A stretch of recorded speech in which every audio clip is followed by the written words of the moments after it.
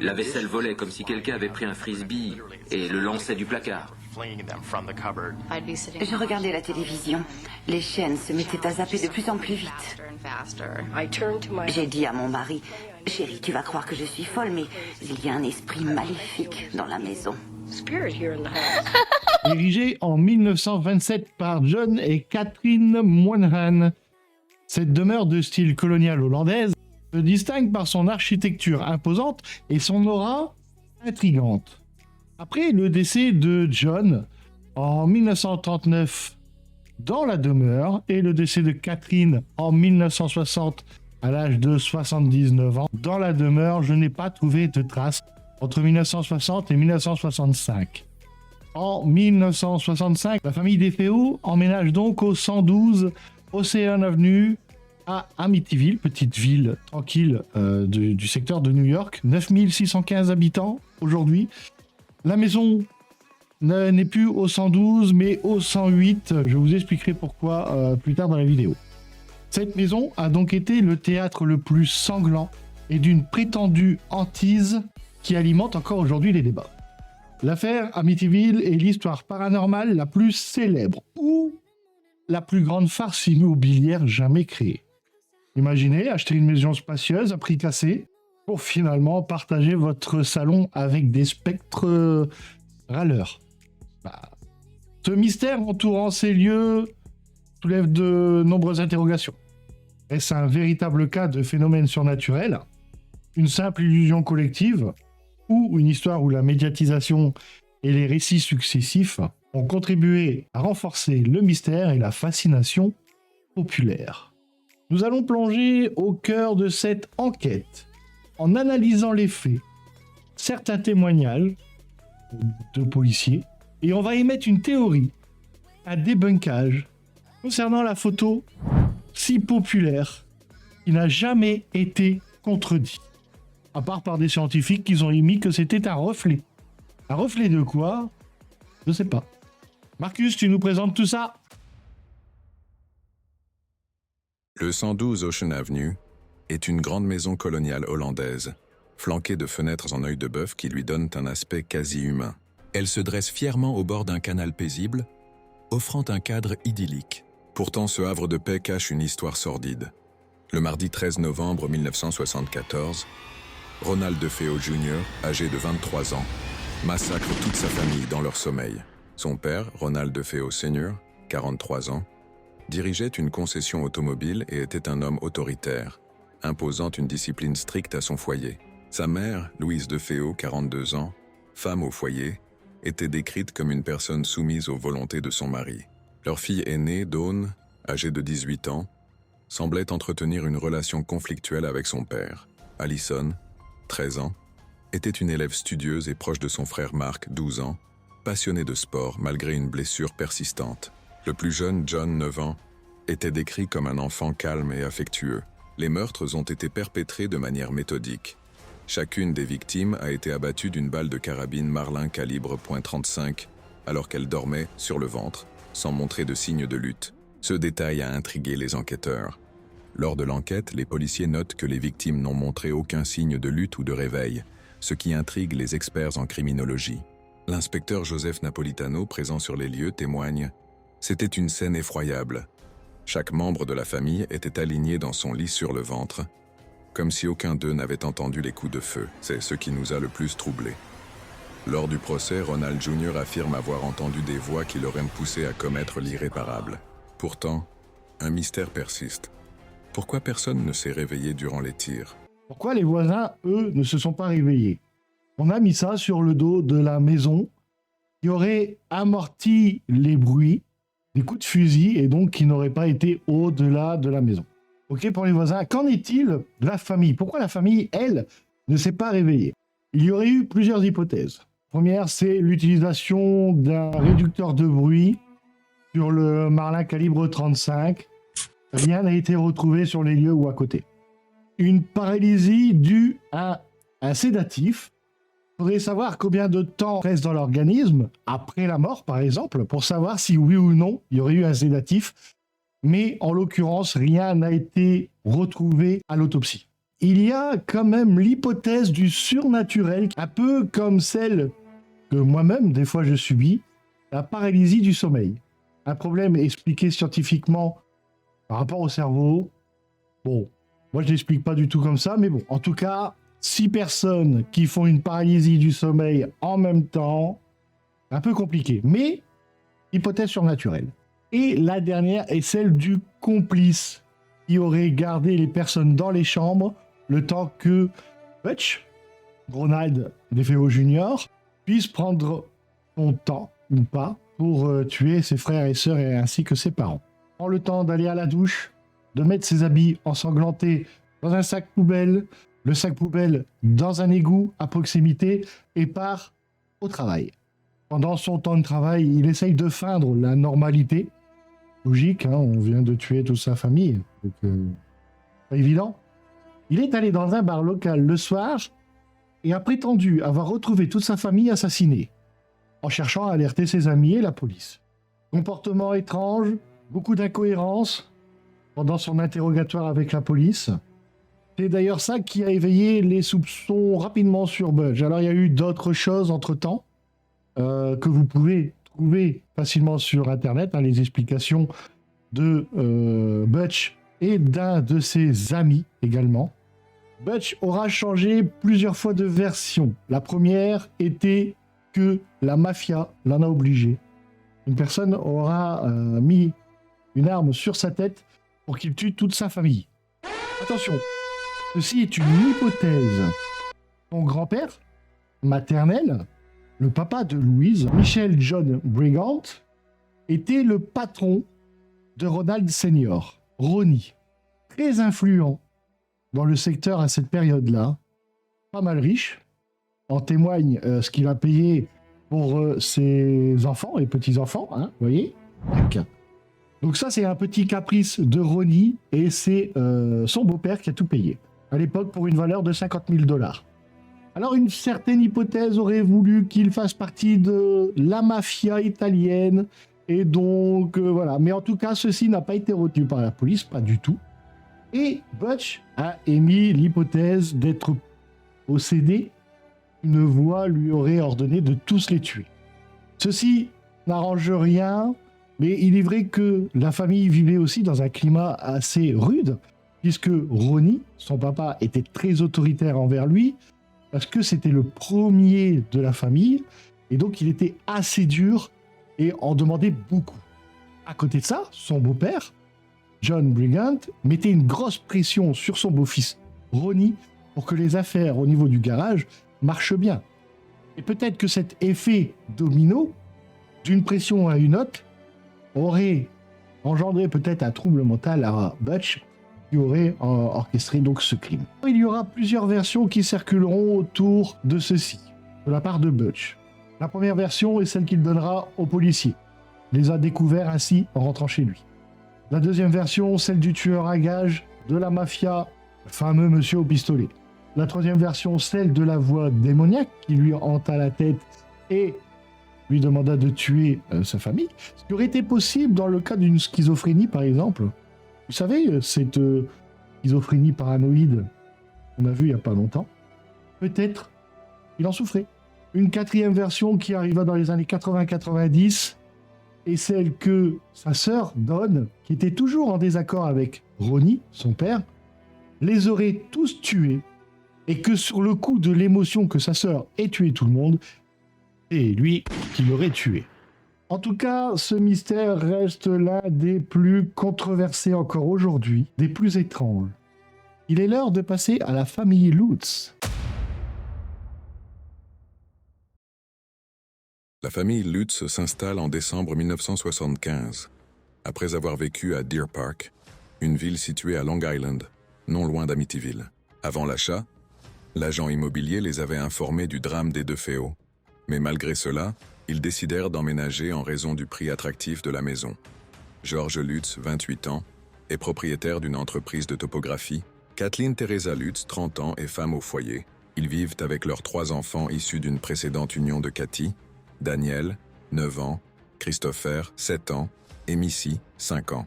Cherchant à fuir leurs difficultés financières, et à reconstruire leur vie dans un nouvel environnement plus stable. L'entreprise de George traversait une période critique, ce qui mettait une pression constante sur le couple. En s'installant dans cette grande maison à un prix avantageux 88 000 $, ils espéraient tourner la page et offrir un cadre de vie plus serein à leurs enfants.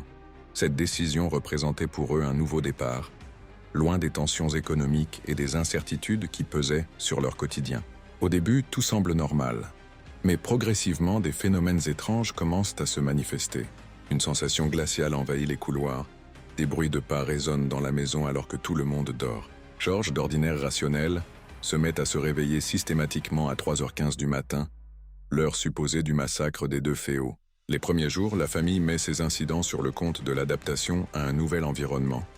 Mais rapidement, l'intensité des manifestations augmente. Le comportement de la famille évolue progressivement. George devient de plus en plus irritable et distant, comme s'il subissait une influence extérieure. Cathy ressent à plusieurs reprises des contacts étranges sur sa peau, comme si des mains invisibles la frôlaient. Quant à Missy, la Benjamine, elle se lie d'amitié avec un étrange compagnon imaginaire qu'elle nomme Jody, une créature à l'apparence d'un cochon aux yeux rouges, qu'elle décrit comme bienveillante et protectrice. La maison, pourtant spacieuse, semble se refermer sur eux. L'impression d'être épiée devient constante et une tension sourde s'installe entre les murs. Dans le cas de la famille Lutz, le stress financier a certainement dû jouer un rôle non négligeable. George voyait son entreprise de topographie en grande difficulté, qui pesait certainement lourdement sur les épaules du couple. L'achat de la maison, bien qu'attrayant de par son prix, on rappelle 88 000 $ de l'époque, représente une source d'angoisse supplémentaire et une charge supplémentaire. L'entretien, les réparations, les petits travaux par-ci par-là, les couches de peinture certainement à refaire. Bref, tout ceci rajoute une petite pression en plus. Dans ces conditions, leur nervosité accrue a pu amplifier leur sensibilité au bruit, sensations et impressions inhabituelles, alimentant ainsi leur croyance au surnaturel. L'isolement des Lutz a pu jouer un stress supplémentaire, bien qu'il n'existe aucune preuve formelle qu'ils étaient loin de leur famille. Il semble qu'ils n'aient pas bénéficié d'un soutien rapproché pendant leur séjour à Amityville. Ce manque de repères a pu accentuer le stress et une perception maléfique. Maléfique dans le sens où généralement quand on ressent quelque chose d'angoissant, c'est rare qu'on le mette sur le compte du bon Dieu. Le fait qu'ils aient déménagé dans une maison avec un lourd passif a pu à un moment donné accentuer sur ce sentiment de solitude et d'oppression. Privés de repères, ils se sont sentis piégés, confrontés à leurs propres peurs et angoisses, ce qui aurait amplifié ce sentiment de phénomène surnaturel. Si on croit qu'une maison est hantée, il devient plus probable de percevoir un phénomène ou une manifestation dans un bruit ou autre. Le phénomène de contagion émotionnelle joue également un rôle clé. Si une personne commence à ressentir de la peur ou à signaler un phénomène étrange, son entourage peut adopter la même perception, amplifiant collectivement la situation. C'est ce qu'on appelle l'hystérie collective, élémentaire. Hystérie collective qui est documentée dans de nombreux cas similaires. Souvenez-vous Enfield, où, malgré que Janet ait avoué d'avoir amplifié quelques petites choses, seulement quelques petites choses, le reste n'est pas encore prouvé. Effectivement, ça engendre. Tout le monde y croit, tout le monde a peur, et ainsi de suite. Des groupes exposés à des récits effrayants développent des symptômes réels, qui sont angoisse, hallucinations légères. Il y a un truc là-bas. Ah oui, ouais, je l'ai vu. Tu l'as vu? Ah ouais, je crois à du... Et tout ça, mis bout à bout, les Lutz ont peut-être contribué eux-mêmes à leur propre angoisse et à leur propre peur. Pourtant, de nombreuses expériences dites paranormales peuvent trouver une explication. Marcus, tu peux nous en dire plus sur la suite des événements, s'il te plaît? Les événements prennent une tournure de plus en plus terrifiante. Des portes claquent, des bruits sourds résonnent à l'étage, Une substance verdâtre suinte des murs et des escaliers. Des ombres semblent se mouvoir dans l'obscurité, tandis que George, de plus en plus obsédé par la cheminée, affirme ressentir une présence maléfique qui le hante nuit après nuit. George Lutz, dans un comportement quasi hypnotique, se réveille chaque nuit à 3h15 et descend visiter le hangar à bateau sans raison apparente. Malgré le froid glacial de décembre à New York, la maison grouille anormalement de mouches, comme si une force invisible attirait ces insectes en masse. Kathy Lutz, quant à elle, est prise d'effroi par des cauchemars récurrents et réalistes des meurtres survenus un an plus tôt. Elle affirme également avoir été enlacée à plusieurs reprises par une force invisible, lui laissant une sensation glaciale sur la peau. George et Kathy décrivent une vision effrayante d'un démon à l'apparence mutilée, dont la moitié de la tête semble exploser. Leur fille, Missy, devient de plus en plus attachée à un ami imaginaire qu'elle nomme Jody, une créature porcine aux yeux rougeoyants qui, selon elle, la protège. George entend la porte d'entrée claquer violemment, mais lorsqu'il vérifie, elle est toujours hermétiquement fermée. Kathy développe des zébrures rouges sur la poitrine, comme si elle avait été griffée. Une nuit, elle est violemment projetée hors de son lit et lévite à plusieurs centimètres du sol. Des empreintes de sabots cloqués de Jiang paraissent mystérieusement dans la neige le jour du Nouvel An. Un crucifix accroché au mur tourne sur lui-même jusqu'à se retrouver à l'envers. Le plus terrifiant survient lorsque George, médusé, voit sa femme se transformer sous ses yeux en une vieille femme décrépite, au visage marqué par les rides et les cheveux blanchis. Un prêtre est alors appelé pour bénir la maison, mais une voix menaçante lui intime l'ordre de partir immédiatement. « Pars d'ici ». Peu après, il tombe malade sans raison apparente.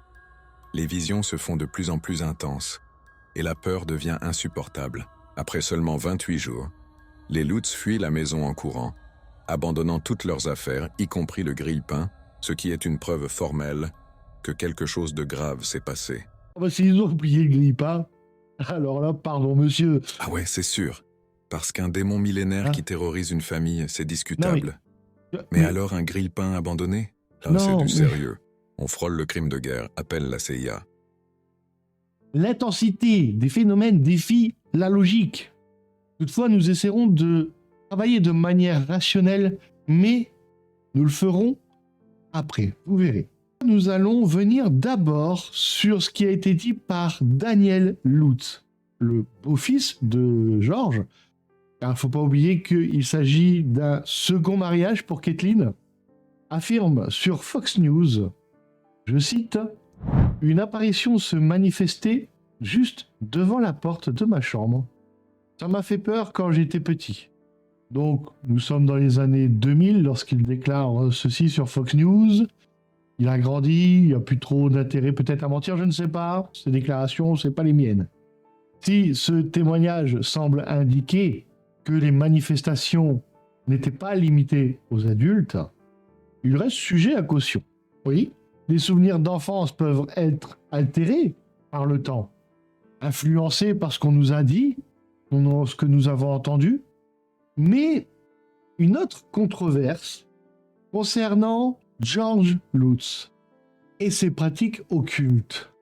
Contrairement à la version initiale, où la famille... Oui, je le fais bien le fantôme, dis donc.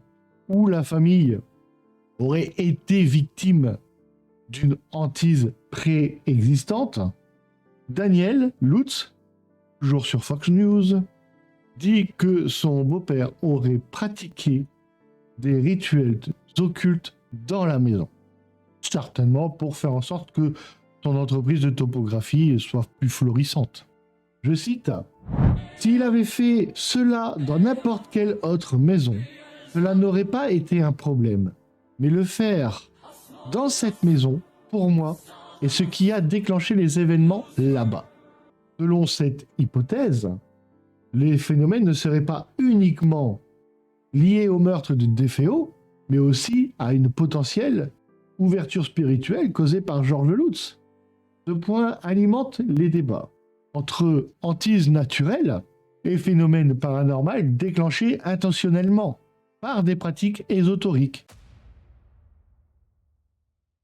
Avec le recul, il devient évident que de nombreux éléments remettent en question la véracité des faits. Les Lutz ont-ils réellement vécu une hantise ou ont-ils simplement exploité une histoire à des fins lucratives ? Les enquêtes menées sur la maison n'ont révélé aucune preuve tangible d'une activité paranormale. Le détecteur de mensonges passé par George et Cathy Lutz n'a rien révélé de suspect. Mais cela ne constitue en aucun cas une preuve de véracité. En réalité, un polygraphe ne prouve qu'une conviction personnelle, pas la réalité des événements. Les spécialistes estiment que les phénomènes rapportés pourraient être expliqués par des causes psychologiques et contextuelles. Le stress financier et les tensions au sein du couple Lutz ont pu altérer leur perception de la réalité, les poussant à voir du surnaturel, là où il n'y avait que des bruits de maisons anciennes. L'hystérie collective, bien documentée dans d'autres affaires similaires, pourrait aussi avoir joué un rôle clé en amplifiant leurs craintes et en les poussant à interpréter des événements banals comme paranormaux. L'avocat de Ronald DeFeo a déclaré que l'histoire des Lutz avait été montée de toutes pièces dans un but financier. Il est indéniable que le couple a tiré profit de l'affaire. Des livres, des films et des interviews lucratives ont suivi leur départ précipité de la maison.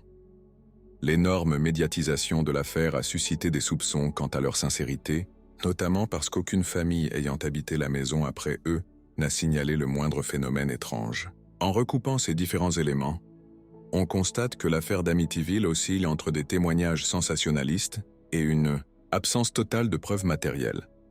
Ce mélange de croyances personnelles, de facteurs psychologiques et d'opportunisme financier jette un doute sérieux sur la réalité des événements rapportés par les Lutz. L'affaire d'Amityville illustre bien comment une simple histoire peut se transformer en un phénomène mondial. L'emballement médiatique a contribué à façonner le mythe, où réalité et fiction s'entremêlent. Les interviews, les livres, les films ont alimenté cette légende, exagérant les événements pour les rendre encore plus spectaculaires. Le cinéma, avec Amityville Horror, a joué un rôle très important sur la propagation de cette histoire, ancrant durablement l'image d'une maison maudite dans l'imaginaire collectif.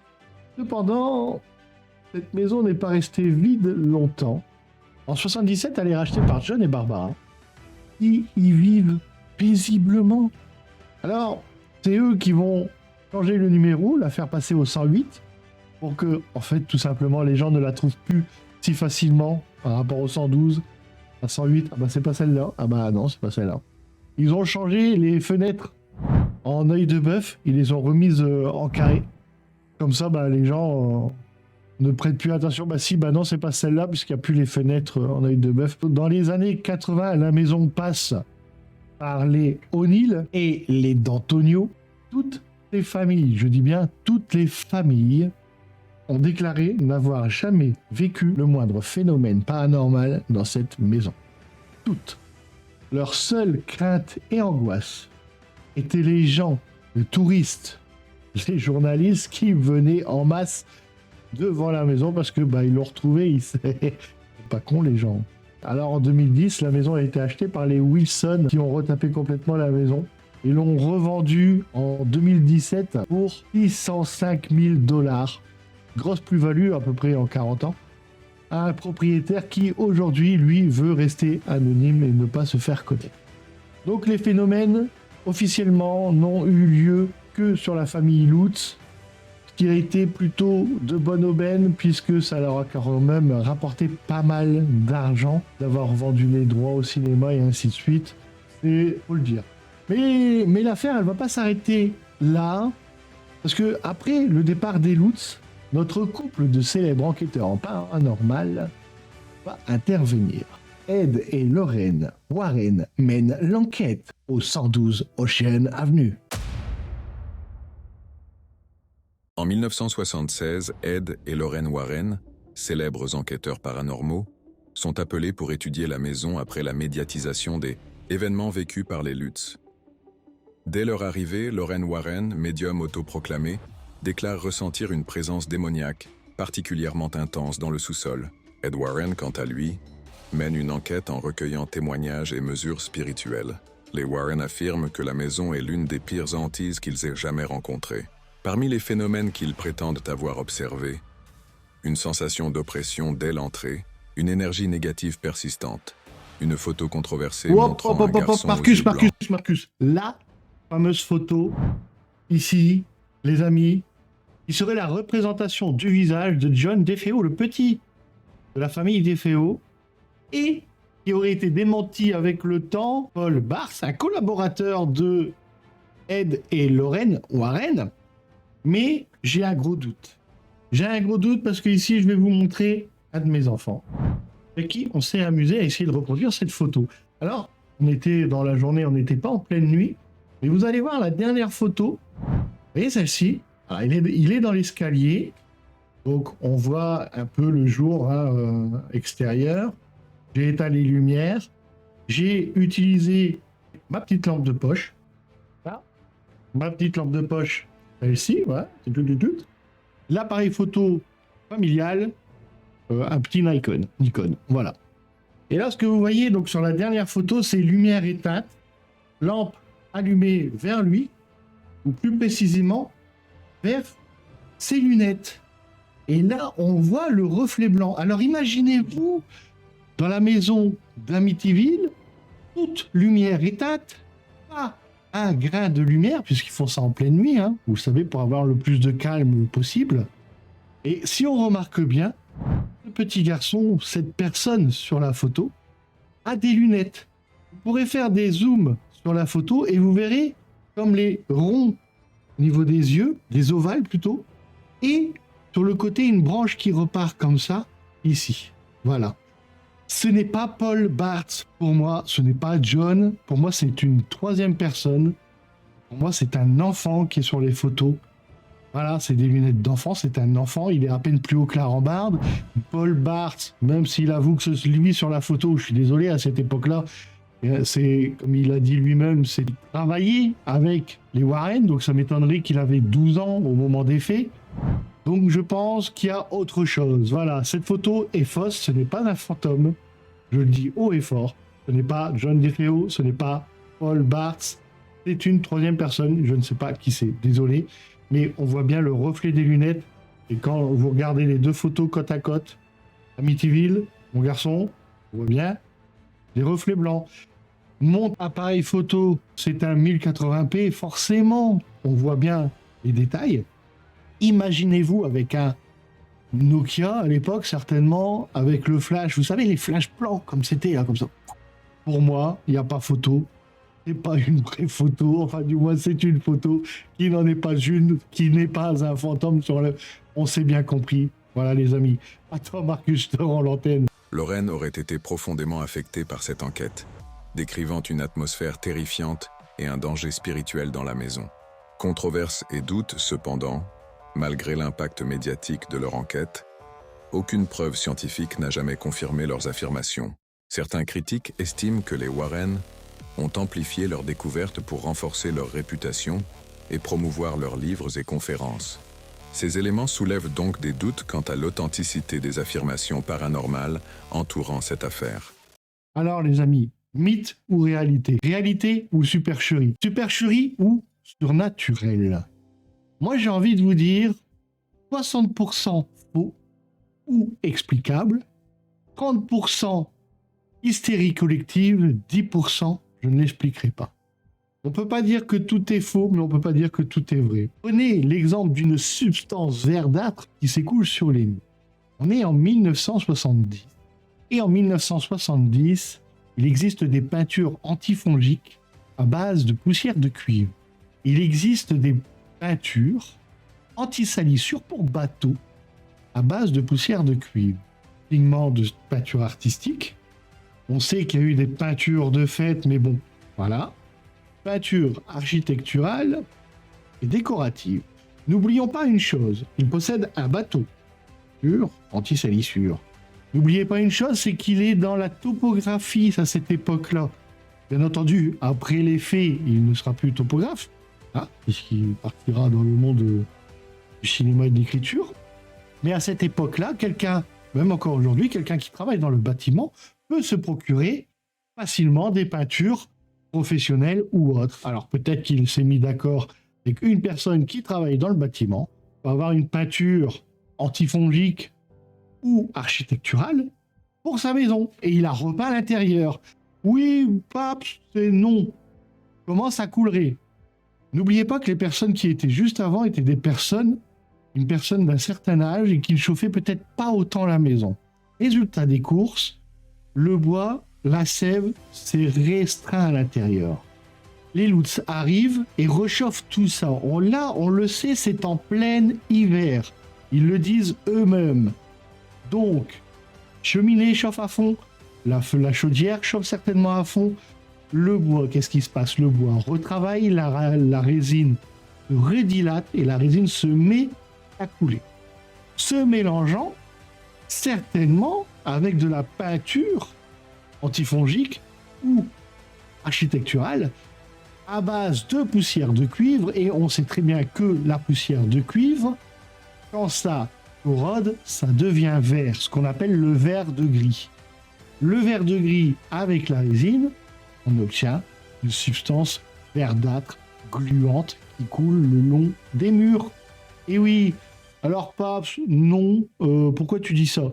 Parce que les maisons étaient construites en base de bois résineux à cette époque-là, puisqu'il y en avait beaucoup dans cette région, du pin, de l'épicéa, du sapin. Ces trois matières contiennent énormément de résine et peuvent en dégager jusque 100 ans après. Là, la maison est construite en 1927, ça fait à peine 50 ans. Donc, une fois qu'une maison est fortement chauffée, qu'est-ce qui se passe? Que ce soit en bois, en métal, en béton, il y a toujours ce qu'on appelle la dilatation. Le premier phénomène, c'est que cette maison, on est en hiver, ça chauffe beaucoup. Le bois a certainement dû dilater beaucoup trop fort, une fois ou deux, ça a fait des grands claques. Et forcément, il n'y a plus de feu dans la cheminée, qu'est-ce qui se passe? Ça se refroidit la maison. Donc, ça dilate, ça rétracte, ça dilate, ça rétracte. Ceci explique beaucoup de grincements ou de bruits sourds au niveau de l'étage. Vous allez me dire, la petite qui voit un petit porcinet aux yeux rouges. Oui, on a tous eu un animal imaginaire ou un ami imaginaire étant petit. Peut-être était-ce un esprit ou pas. L'histoire des yeux rouges, tout simplement, la maison est en stress, tout le monde est en stress. À l'extérieur, il y a beaucoup d'animaux sauvages, des ratons laveurs, des renards ou autres. Et forcément, une lumière qui éclaire un animal, ça fait des yeux. Les yeux ont une couleur. Et peut-être qu'elle a assimilé une couleur rougeâtre d'un animal extérieur à son dodi. Vous voyez, on a déjà expliqué 3 cas, 3 phénomènes. On peut expliquer 30% de phénomènes d'hystérie collective, puisque forcément, si moi j'entends et que je dis aux personnes dans ma maison, vous avez entendu le bruit, et qu'une personne dit, il n'y a rien, c'était... Non, il n'y a personne à l'étage, je vous dis, j'ai entendu claquer, et que je suis assez convaincant, je peux contaminer dans une hystérie collective les personnes avec qui je suis. Ceci explique peut-être cela. Quant aux 10 autres %, lévitation, visage vieillissant, tout ça, voilà. On va garder une part de mystère quand même, on va pas être si méchant. Ces films, parce qu'en tout il y en a eu une trentaine, ont bercé mon enfance. C'est certainement à cause d'eux que j'ai adoré le paranormal encore aujourd'hui, que j'adore ça. Mais avec le recul, on se rend bien compte qu'on peut expliquer certaines choses facilement. Il ne faut pas oublier le destin de Ronald Jr. DeFeo. Et là, je citerai le docteur Harold Zolan. Bien que DeFeo était un consommateur de LSD et d'héroïne, il souffrait également d'un trouble de la personnalité antisociale. Il était conscient de ses actes au moment du crime. Alors, résultat d'une folie imaginaire de LSD ou d'une réelle possession démoniaque. La dernière version qu'il nous a donnée concernant sa sœur Dawn qui aurait participé au meurtre de ses parents reste une hypothèse envisageable aux yeux de la police scientifique, car effectivement, on aurait retrouvé des résidus de poudre sur ses manches, mais malheureusement, on ne peut plus rien prouver car Ronald Jr. est décédé. Il est décédé le 12 mars 2021, à l'âge de 69 ans, à l'hôpital d'État de New York. 3 jours plus tard, il devait se rendre justement en jugement pour une réétude du dossier. C'est quand même dommage. Malgré tout cela, l'affaire Amityville reste emblématique. On y croit ou non, Elle soulève des questions sur les limites de la perception. La peur, l'autosuggestion peuvent transformer des événements banals en expériences troublantes. L'absence de preuves concrètes n'exclut pas la présence du surnaturel. D'un côté, les sceptiques avancent que les phénomènes vécus par les Lutz résultent du stress, de l'environnement de la maison et de l'imagination collective. Ils n'ont pas tout à fait tort sur certains points. De l'autre côté, les partisans du paranormal rappellent que certaines manifestations n'ont pas d'explication et que des témoins ultérieurs ont ressenti des présences étranges. Alors oui, on va dire qu'il y a au moins 10% de non expliqués et pas explicables. Quant aux personnes ultérieures, donc certainement Ed et Warren, on n'a pas beaucoup d'éléments qui tendent à prouver la véracité des faits. Et vous, qu'en pensez-vous? Hantise authentique ou exagération médiatique? Dites-le moi en commentaire. Si cette enquête vous a plu, pensez à liker la vidéo, à vous abonner et à activer la petite cloche pour ne rien manquer des prochaines vidéos qui arrivent. Merci d'avoir regardé et à très bientôt pour une prochaine exploration de l'étrange. Never went off, never blinked. We brought Harry up and tied him to the bedroom door. Because he was useless at the front door. You'd hear the front door slam in the middle of the night. It was a very distinct sound. And he'd be asleep right at the front door. So I figured, okay, we'll bring him up upstairs. After the stuff that went on the night before, the screams and all the different things that went on, we wanted to have him right